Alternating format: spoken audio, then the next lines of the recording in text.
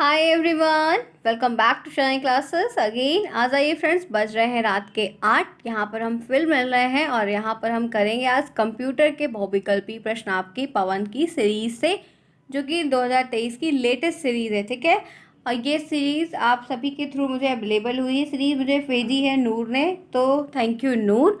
और राजन की सीरीज़ मेरे पास भेजी है सूफिया ने, तो एडवांस में थैंक यू सूफिया। अभी फ़िलहाल मैं पवन करवा के फिर राजन पे स्विच होऊंगी। ठीक है, आपकी एक क्लास 7 बजे हुई थी, जहाँ पर मैंने आपको हिंदी करवाया था। हिंदी जैसे करवाऊंगी तुरंत आपको क्वेश्चंस और वो चीज़ करवा के मैराथन करके ओवर करूंगी, और फिर ये कंप्यूटर। तो 25-25 नंबर के जो पेपर हैं उनको पहले पकड़ने, क्योंकि इसमें कम चीज़ें रहती हैं तो हम जल्दी कर लेंगे। ठीक है, आई होप सो कि आपको भी प्रॉब्लम नहीं होगी, चीज़ें आपकी कवर होंगी और पढ़ाया जा रहा है आपको। चलिए स्टार्ट करते हैं फिर अपनी इस क्लास को, जहाँ पर देखेंगे पवन सीरीज से हम क्वेश्चन। ये है कंप्यूटर, मेरा फेवरेट सब्जेक्ट है, काफ़ी इंटरेस्टिंग है, क्योंकि मेरा ग्रेजुएशन इसी पर रहा है। इस वजह से ये चीज़ मेरे लिए काफ़ी इंटरेस्टिंग और बहुत इजी है। मैं आप लोग के लिए भी कोशिश करती हूँ कि जितना ही इजी बना दूँ कि आप इसको आराम से कर लें और एक सब्जेक्ट आपका फ्री रहे। और वैसे भी 4th सेमेस्टर में आपको ये नहीं मिलेगा, तो बहुत परेशान हमें नहीं होना है। चलिए देखते हैं, कोई प्रॉब्लम होगी तो कमेंट बॉक्स में आप मुझे बताइएगा। ये है आपके सामने, आप जानते हैं पूरी डिटेल सब कुछ क्या है कैसा है। 25 नंबर का पेपर, 18 आपको क्वेश्चंस, 5 आपको ऑब्जेक्टिव, 12 नंबर पासिंग। ये 4 चीज़ें हैं जो आपको दिमाग में लेकर चलनी है, फिर कोई प्रॉब्लम नहीं होगी, आप सब बढ़िया कर ले जाएंगे। ठीक है, सबसे पहला क्वेश्चन आपके सामने स्क्रीन पर है। रेडियो संचार का कैसा साधन है? रेडियो संचार मतलब कम्युनिकेट करना, उसका ये एक कैसा मीडियम है? तो दृश्य का है, श्रव्य का है, दोनों का है, कोई नहीं। तो रेडियो है, हम जानते हैं रेडियो आप सभी ने देखा, सभी के पास सभी ने देखा है होगा आप लोगों के ऑलरेडी। तो रेडियो जो एक कम्युनिकेट करने का साधन है, उसमें देखने वाली बात तो बिल्कुल नहीं दिखती।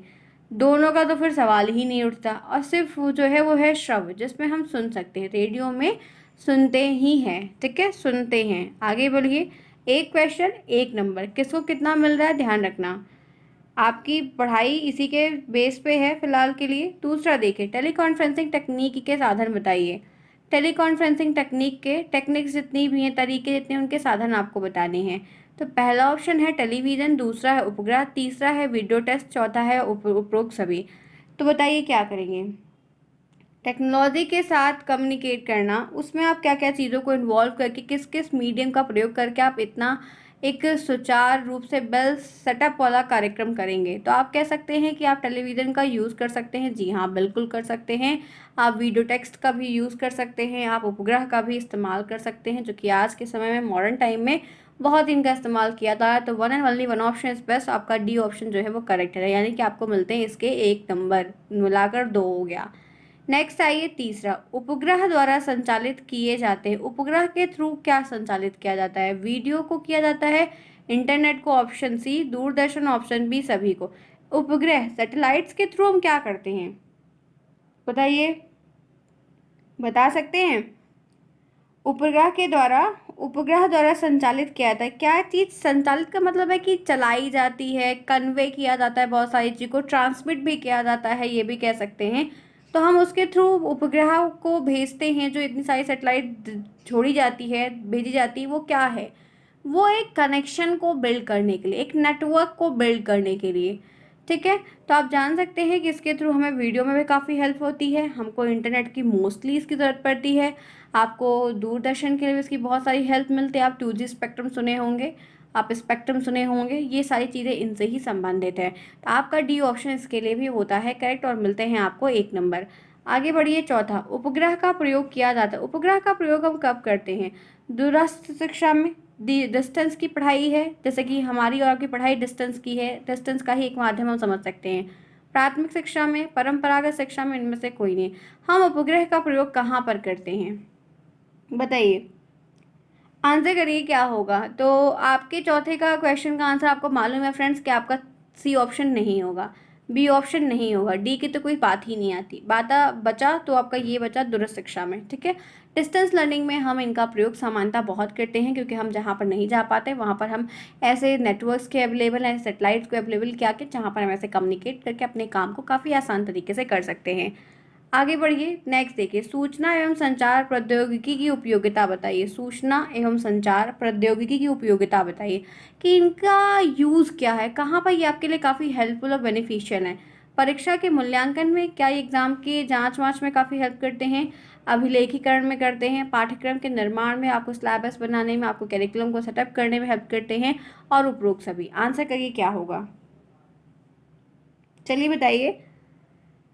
फिफ्थ का क्या होगा, कौन सा ऑप्शन आपका सही होगा, which option is best according to all of you. सूचना एवं संचार प्रौद्योगिकी की उपयोगिता आपको बतानी है। तो फ्रेंड्स, जितने ऑप्शंस दिए गए ना, उनकी यूटिलिटी के हिसाब से अगर हम देखेंगे तो हम परीक्षाओं में मूल्यांकन अच्छे तरीके से कर सकते हैं, ठीक है, ध्यान रखना ये सही है। आप पाठ्यक्रम के निर्माण को भी अच्छे से बना सकते हैं, सेट कर सकते हैं, अभिलेखीकरण करने में भी आपको काफ़ी कुछ इसमें से हेल्प मिलती है। तो उपरोक्त सभी आपके लिए यहाँ पर बेस्ट होगा। आगे बढ़िए, सिक्स क्वेश्चन, शिक्षण अधिगम में कंप्यूटर की भूमिका है तो वो क्या है। शिक्षण अधिगम आपने डीएलएड फर्स्ट सेमेस्टर में पढ़ा है, आपका एजुकेशन पेपर 2 है, और तो उसमें जब हम कंप्यूटर का यूज़ देख रहे हैं तो उसका क्या प्लेइंग रोल है, शिक्षक के रूप में, परीक्षक के रूप में, सूचनाओं के संग्रह करने में, उपरोक्त सभी। आंसर करिए कौन सा ऑप्शन आपका सही होगा कि शिक्षण अधिगम में कंप्यूटर की क्या रोल है, क्या भूमिका है। तो आप बता सकते हैं, आंसर करिए कौन सा ऑप्शन आप सभी चूज़ कर रहे हैं। एक ऑप्शन बेस्ट है, वो है इसमें भी डी ऑप्शन, जिसमें हम शिक्षक के रूप में भी कर सकते हैं, क्योंकि हम उसको एज ए टीचर के रूप में भी पढ़ते हैं, देखते हैं, यूज़ करते हैं, ठीक है। परीक्षक के रूप में भी बहुत जगह टेस्ट वगैरह में भी काम आता है, टेस्ट होता है, ऑनलाइन टेस्ट होता है तो वहाँ पर भी, और ढेर सारी सूचनाओं का कलेक्शन तो इनके पास होता ही होता है। तो सिक्स्थ में भी आपका डी ऑप्शन करेक्ट होगा। आइए बढ़ते हैं नेक्स्ट। शिक्षा में कंप्यूटर के कार्य क्या है। अगर हम बात करते हैं पढ़ाई की फील्ड में तो क्या यूज़ है। स्मृति अर्थात संग्रह, मतलब मेमोरी के लिए काफ़ी यूज़फुल है। तथ्य के प्रक्रियाकरण के लिए काफ़ी, एक्टिविटी पर्पस के थ्रू, काम करने के पर्पस के थ्रू, सूचना को, इन्फॉर्मेशन को रिप्रेजेंट करने के थ्रू, उपरोक्त सभी। तो आपके सेवन्थ में कौन सा ऑप्शन आपके लिए परफेक्ट है। आंसर बताइए मुझे आप सभी की क्या सही होगा और आप किसको चूज़ कर रहे हैं। रिवीजन कर लीजिए फ्रेंड्स, ये लास्ट टाइम है, लास्ट मौका है, आप यहाँ पर रिवीजन कर लीजिए। कोर्स तो वैसे भी कंप्लीट नहीं हो पाया हम लोग का, जाहिर सी बात है, मैं जान रही थी इस बार नहीं हो पाएगा क्योंकि एग्जाम की डेट आ गई। लेकिन फोर्थ का जो सेकंड का सीन था वो फोर्थ में फिर मिलेगा, फर्स्ट और थर्ड तो बहुत सारी चीज़ें इधर उधर हो गई हैं। फिलहाल के लिए कोई नहीं, लास्ट में हम सीरीज से और पेपर से ही कवर करते हैं, तो यही करें क्योंकि अब हमारे पास वक्त नहीं कि हम नई चीज़ों को पढ़ें। आपने एक दो क्वेश्चन लोगों ने बोला है, ठीक है, लेंस का और कुछ चीज़ों का, तो वो हम एक दो दिन में करवा देंगे, ठीक है, क्योंकि आज थोड़ा सा काम से छुट्टी मिली है, थोड़ा सा खटपट बंद हुई है, तो बता देंगे, ठीक है, उसके लिए परेशान नहीं हुई है। मैंने आप लोगों के साइंस के जो पीडीएफ आपने लोगों ने बोले वो भेजे थे, फिगर्स बोले थे, आज भेज दिया, ठीक है। चलिए बताइए सेवन्थ में, तो फ्रेंड्स यहाँ पर ध्यान रखिएगा, यहाँ पर भी डी ऑप्शन होगा, जहाँ पर तथ्य प्रक्रियाकरण भी होता है, ठीक है, फैक्ट्स जो रहते हैं उन पे एनालिसिस, डाटा करना, कुछ एडअप करना, कुछ उससे बनाना, कुछ और करना, सूचना का प्रस्तुतिकरण, प्रेजेंटेशन वगैरह बनाना, हम पीपीटी, पावर पॉइंट का यूज़ करके बनाते हैं, और अब बहुत सारी चीज़ों को स्टोर करके रखते हैं, डाटा कलेक्ट करके रखते हैं, तो विभिन्न वर्क हम करते हैं। आगे बढ़िए, संचार यानी कि संप्रेषण क्या है। यह एक प्रबंध की प्रक्रिया है, ये एक सतत प्रक्रिया है, ये एक द्विमार्गी प्रक्रिया, उपरोक्त सभी। आप मुझे बताइए कि संचार क्या है। एट्थ का आंसर करिए, काफ़ी बढ़िया प्रश्न है, काफ़ी सुटेबल है आपके। ये संप्रेषण का टॉपिक आपका शिक्षण अधिगम में खूब ज़्यादा भर भर के दिया गया क्वेश्चन। तो ये संप्रेषण, ये संचार आखिर है क्या। तो यहाँ पर कह सकते हैं कि ये एक प्रबंधकीय प्रक्रिया। हाँ, प्रबंधकीय की प्रक्रिया मतलब क्या है कि स्टेप है, एक भेजने वाला होगा, मैसेज होगा, माध्यम होगा, रिसीव करने वाला होगा, तो वो पूरी एक चेंज है, प्रबंध है हर चीज़ का, स्टेप बाय स्टेप, ठीक है, एक प्रोसेस है, एक कॉन्टिन्यूअस प्रोसेस भी कह सकते हैं। कभी हम बातचीत करते हैं या किसी जैसे क्लाइंट का, सर्वर का होता है, जैसे हम लोग, मैं एक महीने काम करती हूँ, हर महीने, हर 2 महीने, 3 महीने हम लोग का प्रोजेक्ट चेंज होता रहता है, तो हर महीने का जब क्लाइंट हम लोग को मिलता है तो उस क्लाइंट से वो नंबर अपना देता है, नंबर अपना देते हैं, मेरे से बात होती है, उससे बात होती है, तो हम लोग भाई इतना हुआ, इतना क्या हुआ, चेकिंग होती है, तो एक सतत प्रक्रिया है। तो कम्युनिकेट करते हैं, ऐसे हर बच्चे करते, जितने भी आईटी सेक्टर फील्ड वाले सारे लोग करते हैं। द्विमार्गी का मतलब है कि वो बंदा भी मेरे से बात करता है, शानी कितना हुआ, हाँ सर इतना हुआ, ऐसा हुआ, ऐसा हुआ, मेरे सर पे भी तो कोई रहता है डंका मारने के लिए। आपकी क्लास करने के बाद मुझे शाम को बताना पड़ता है कि आज इतना इतना हुआ है, नहीं तो मेरी भी क्लास लगती है, इतना आसान नहीं है लाइफ। तो ये आपका डी ऑप्शन है, ठीक है। और भी इतनी गर्मी, ऊपर से काम, घर में ढेर सारे, मैं अकेली ठहरी, और आप लोगों के, दोनों लोगों के पेपर, सोच भी नहीं सकते मैं एक महीने की मेरा क्या हाल होगा। चलिए एट्थ में डी है, ठीक है, लेकिन तब भी मैं बंक नहीं करती हूँ, तब भी मैं बंक नहीं करती हूँ। आगे बढ़िए, नाइन्थ है, ये सूचना और संचार प्रौद्योगिकी सहायक है, ये इंफॉर्मेशन और कम्युनिकेशन, ये आपकी टेक्नोलॉजी के बेस पे कैसे हेल्पफुल है या क्या है? शिक्षण कार्य की कुशलता में वृद्धि करता है, पढ़ाई लिखाई के संबंधित जितने भी कार्य उसको बहुत अच्छे से करवा देता है और प्रॉपर तरीके से हो जाता है, बच्चों को भी समझ में आ जाता है। व्यवहार परिवर्तन लाने में, व्यवहार में बिहेवियर कुछ चेंजेस लाने को हेल्प करता है। कक्षा शिक्षण और प्रशिक्षण में हेल्प करता है और उपरोक्त सभी। तो हम सभी जानते हैं कि इन्फॉर्मेशन और कम्युनिकेशन ये टेक्नोलॉजी में काफ़ी चीज़ों को इन्हेंस करते हैं। इन्हेंस का मतलब होता है बढ़ाते हैं, बढ़ाते का मतलब चार चांद लगाते हैं कि काम तो हो रहा है लेकिन कुछ चीज़ें इसमें ऐसे ऐड ऑन कर देते हैं, इसमें ऐडअप हो जाते हैं कि वो काम बहुत फास्ट होता है और हम काफ़ी कुछ कर पाते हैं।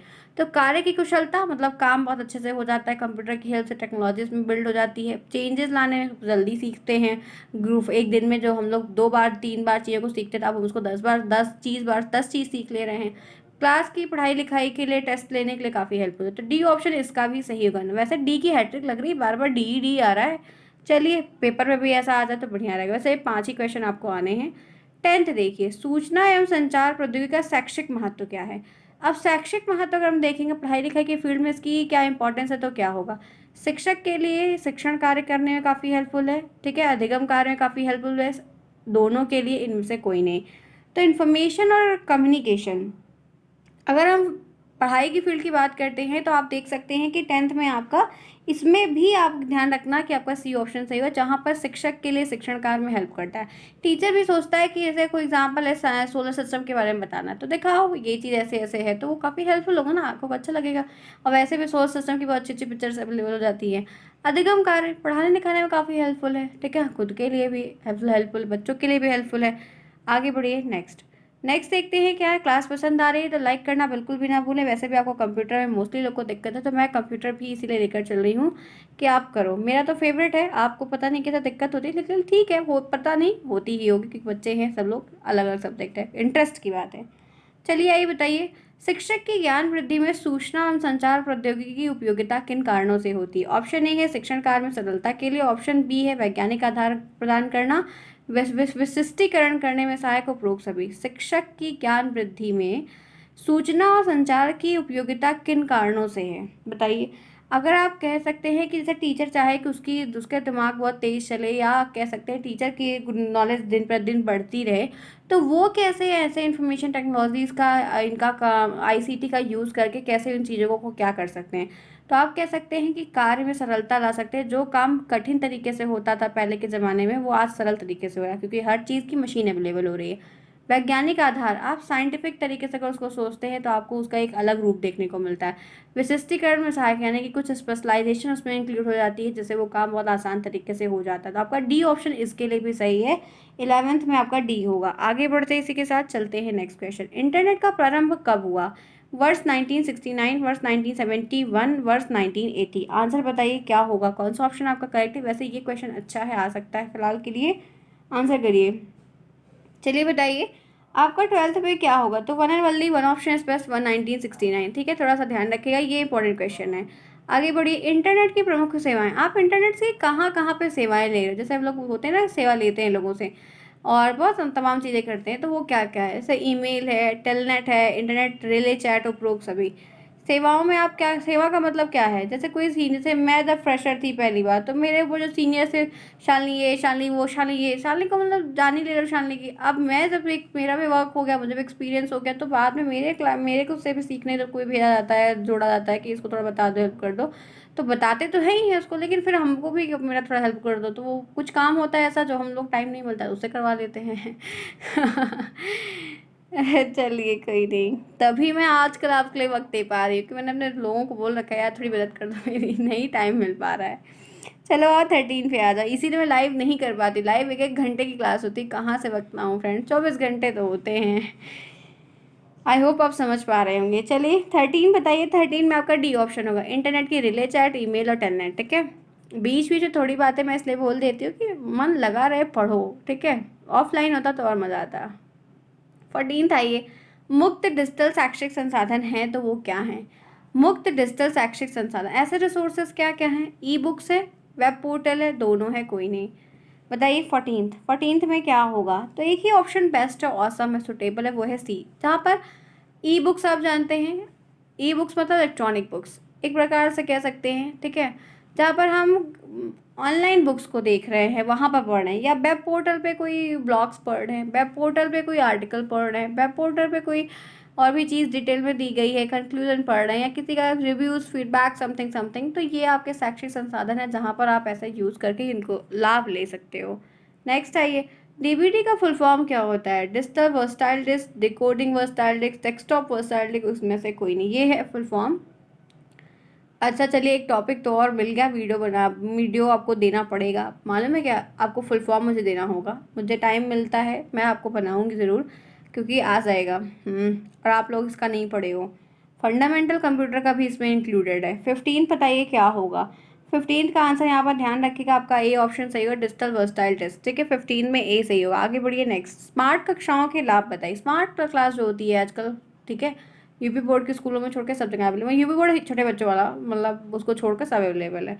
यूपी बोर्ड इंग्लिश मीडियम जो प्राइवेट होते हैं उनमें भी अब स्मार्ट बोर्ड है। चलिए बताइए, स्मार्ट कक्षाओं का लाभ क्या है? रोजगार परक शिक्षा प्राप्ति संभव होती है, मतलब उससे आप कुछ कमाने के, पढ़ाई लिखाई के कार्य देख सकते हो। विद्यालय हलचल से छुटकारा मिल सकता है। और क्या है ये? अच्छा, और उपरोक्त सभी। तो यहाँ पर ध्यान रखिएगा 16th में क्या होगा। तो फ्रेंड्स, ये क्वेश्चन तो फिलहाल आएगा तो कभी नहीं, लेकिन ये ध्यान रखिएगा कि यहाँ पर आप क्या क्या देख सकते हैं। तो यहाँ पर डी ऑप्शन सही होगा। ठीक है, डी ऑप्शन सही होगा, आपको इन सब चीज़ों से लाभ मिल जाता है। आगे चलिए, 17th पे आइए, क्या है? ओवरहेड प्रोजेक्टर उपयोगी है। ओवरहेड प्रोजेक्टर जो है वो उपयोगी है संपूर्ण कक्षा को नियंत्रित करने के लिए। प्रोजेक्टर की जो एक प्रोजेक्टर आप जानते हैं ना, बड़ा सा प्रोजेक्टर लगाया था, चीज़ें काफ़ी बड़ी स्क्रीन में दिखती है और हम देख पाते हैं, जैसे पिक्चर्स आप देखने चाहते हो। दुरूह और असंभव घटनाओं को दर्शाया जाता है।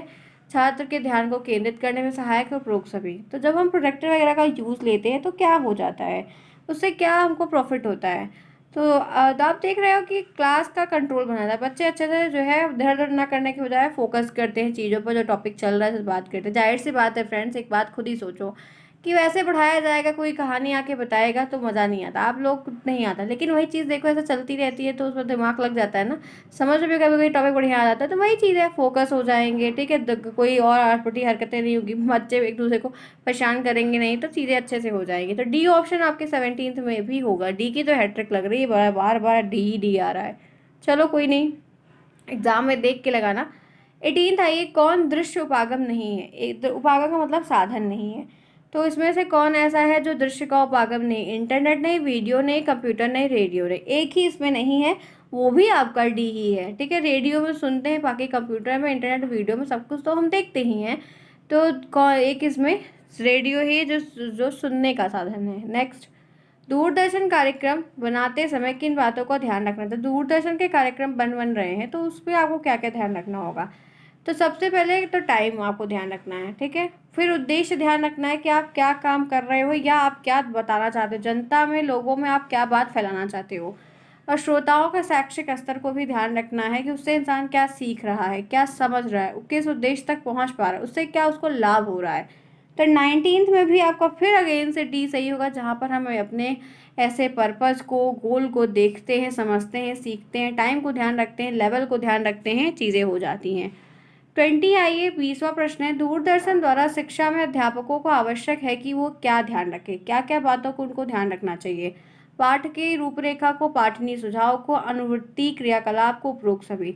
तो दूरदर्शन में जब हम इनका प्रयोग कर रहे हैं तो इसमें भी आपको ध्यान रखना है कि आपका डी ऑप्शन सही होगा, जहाँ पर हम एक्टिविटीज़ को भी फोकस कर रहे हैं, रूपरेखा जो फ्रेमवर्क है उसको ध्यान रख रहे हैं, और सुझाव को भी देख रहे हैं कि नेक्स्ट क्या सजेस्टेड है, कि हमको नेक्स्ट क्या करना होगा। तो इस सब के इन सब चीज़ों के लिए काफ़ी हेल्पफुल हो जाता है, चाहे वो शिक्षक हो, चाहे वो अध्यापक हो, या बच्चा ही क्यों ना हो। नेक्स्ट आइए, 21, एजुसेट किस वर्ष कृत्रिम उपग्रह के रूप में स्थापित हुआ था? 2000 में, 2004 में, 2001 में, 2007 में। एजुसेट किस वर्ष कृत्रिम उपग्रह के रूप में स्थापित हुआ था?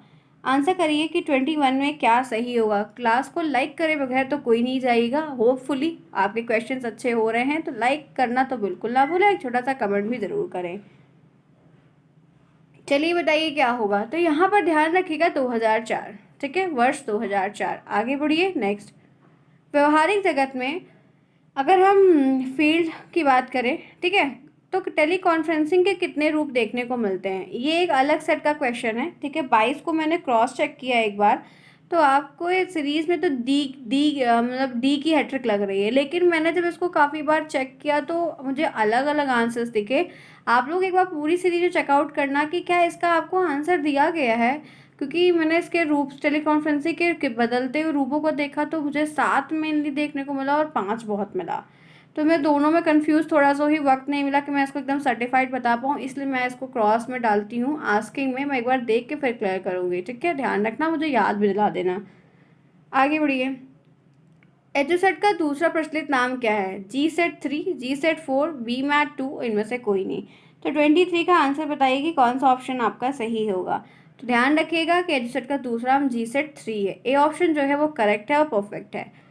नेक्स्ट आइए 24 में कह रहा है कि प्रसार भारती की स्थापना कब हुई थी? प्रसार भारती की स्थापना कब की गई थी? 21 नवंबर 1988, 23 नवंबर 1997, 24 नवंबर 1997, इनमें से कोई नहीं। तो प्रसार भारती की जो आप वो स्थापना की गई थी वो आपका सी ऑप्शन सही है, 23 नवंबर 1997, ठीक है? आगे बढ़िए, नेक्स्ट चलिए। शैक्षिक दूरदर्शन को संक्षेप में क्या कहते हैं? ये आप कमेंट बॉक्स में ज़रा बताइएगा, बहुत अच्छा सा क्वेश्चन है। मैंने आप लोग इसका फुल फॉर्म बताइए, आप लोग इसका बता पाते हैं कि नहीं? TVE, ETV, VT में नहीं आएगा तो मैं बताऊंगी, लेकिन आप उसका फुल फॉर्म, आप सभी के सभी जितने भी लोग देख रहे हैं कमेंट बॉक्स में, मुझे सभी का ही चाहिए, ठीक है? आप अपने भी पार्टिसिपेट को दिखाइए कि आप कितना पार्टिसिपेट है, मैं देखना चाहती हूँ कौन कौन इसका रिप्लाई देता है। 26 आइए। किसने शिक्षा के क्षेत्र में सर्वप्रथम डिजिटल प्रोजेक्ट विकास की गतिविधियों को स्थान दिलाया? फ्रैंक गैरी, JS वेक्स, मॉन्टेसरी और कोई नहीं। ऐसे प्रश्न फिलहाल आएंगे नहीं। तो 26 में आपका राइट आंसर है फ्रैंक गैरी, ठीक है? आगे चलिए नेक्स्ट। भारत में प्रथम रेडियो स्टेशन का उद्घाटन कब किया गया था? 21 अगस्त 1926, 26 जुलाई 1927, 23 जुलाई 1927, 23 जून 1927। तो 27 में आपका एक ही ऑप्शन करेक्ट होगा, वो है 23 जुलाई 1927 को, ठीक है? बी ऑप्शन जिन्होंने बताया उनका है करेक्ट। नेक्स्ट देखिए। शिक्षा के क्षेत्र में ऑनलाइन प्रवेश कराने वाली विधियां जो है वो कौन कौन सी हैं? वेबसाइट का प्रयोग, लिंक्डइन सर्विस, फेसबुक पेज और ये। बहुत अच्छा है। 28 का क्या होगा आंसर बताइए। 28 का क्या होगा, आप किसको चूज करेंगे? तो one and only one option is best for this question. आप आई होप सो कि सभी लोग कर लेंगे, बता लेंगे।